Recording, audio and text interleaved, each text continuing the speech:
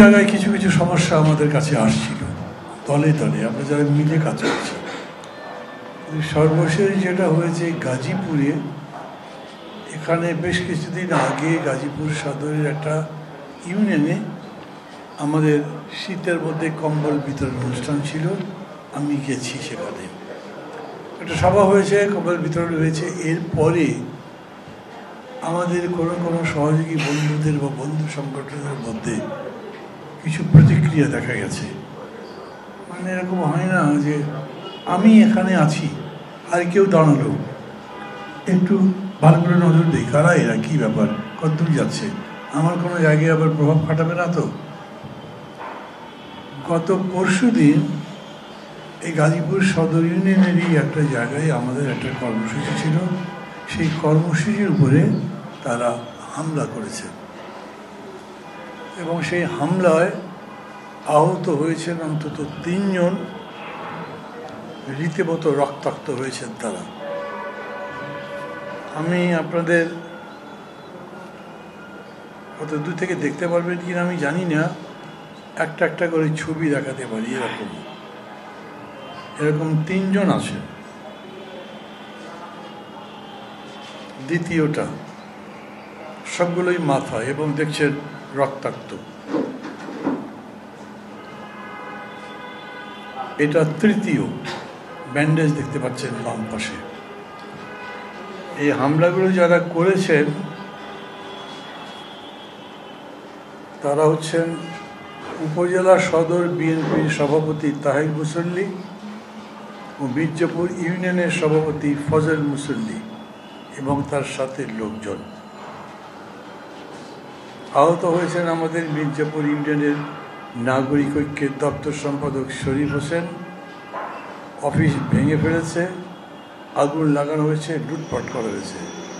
3টা মোটরসাইকেল পুড়িয়ে দেওয়া হয়েছে। মির্জাপুর ইউনিয়ন নাগরিক ঐক্যের সভাপতির মোটরসাইকেলও পুড়িয়ে দেওয়া হয়েছে। মানে এই ধরনের একটা আক্রমণ করবার অন্য কোনো যুক্তি এখানে নাই। আমাদের যারা যারা ছিলেন, প্রথম দিকে পুলিশ ছিল, বাধা দেবার চেষ্টা করেছিল তাদের, কিন্তু তারা এরকম অ্যাগ্রেসিভ ছিল, পুলিশ ছেড়ে দিয়েছে। পরে আমাদের নেতা কর্মীরা, যেমন এখানে ডাক্তার রানা আছেন, আর এই যে 3 জনের ছবি আমি দেখালাম, এই 3 জন কিন্তু আমাদের অফিসে এখন আসছেন বা তারা ডাক্তারের কাছে যাবেন। ওইখানে ঢাকাতে তাদের ডাক্তারকে দেখাতে হবে, বেশ ভালোই অসুস্থ, 1-2 বোধহয় শুয়েও আছেন। মামলা করতে গেছে, থানা মামলা নেয়নি। গতকালকে তার প্রতিবাদে একটা মানববন্ধন করেছিল আমাদের ওই ইউনিয়নের নাগরিক ঐক্যের কমিটি। সেই মানববন্ধনটা করতে দেয়নি, সেটার উপরে হামলা হয়েছে। 3 জনকে উঠিয়ে নিয়ে গেছিল, গভীর রাত্রে তাদেরকে ছেড়ে দিয়েছে। এই পর্যন্ত তাদের উপরে নির্যাতন করা হয়েছে। আমরা সমস্ত ঘটনার তীব্র নিন্দা ও প্রতিবাদ করছি।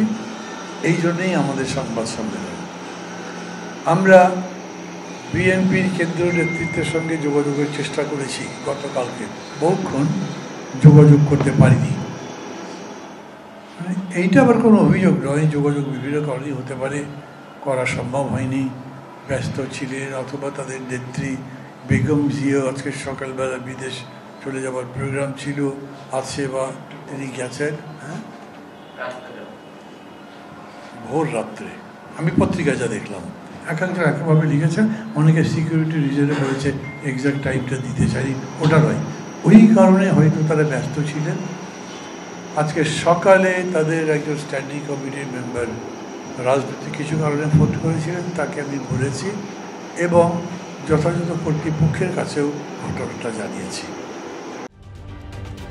ঢালাইয়ে দৃঢ়তা, নির্মাণে নিশ্চয়তা, প্রিমিয়ার সিমেন্ট, ঢালাইয়ের রাজা।